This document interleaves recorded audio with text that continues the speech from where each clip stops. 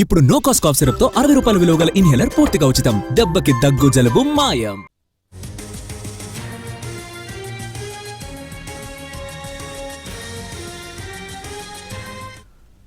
విజయవాడ కనకదుర్గమ్మ అమ్మవారి ఆలయంలో వరుస అపచార ఘటనలు భక్తుల్లో ఆందోళన కలిగిస్తున్నాయి.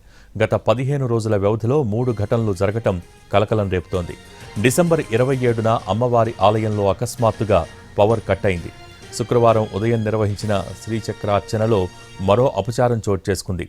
అర్చనలో ఉపయోగించే గోక్షీరంలో పురుగులు కనిపించాయి. దాంతో అర్చకులు కొద్దిసేపు అర్చనను నిలిపివేశారు. అదీగాక అమ్మవారి పూజల్లో తాజా ఆవు పాలు వాడాల్సి ఉండగా టెట్రా ప్యాక్ పాలు వాడారు. దీనిపై అర్చకులు తీవ్ర అభ్యంతరం వ్యక్తం చేశారు. సుమారు అరగంట తర్వాత ఆలయ సిబ్బంది గోవు పాలను తీసుకొచ్చారు. ఈలోగా అర్చన నిలిచిపోవడంతో భక్తులు అయోమయంలో పడ్డారు. పాలు వచ్చిన తర్వాత శ్రీచక్రార్చనను కొనసాగించారు. ఇదే సమయంలో నిన్న మధ్యాహ్నం మహామండపంలో కేక్ కట్ చేయటం మరో వివాదానికి దారితీసింది.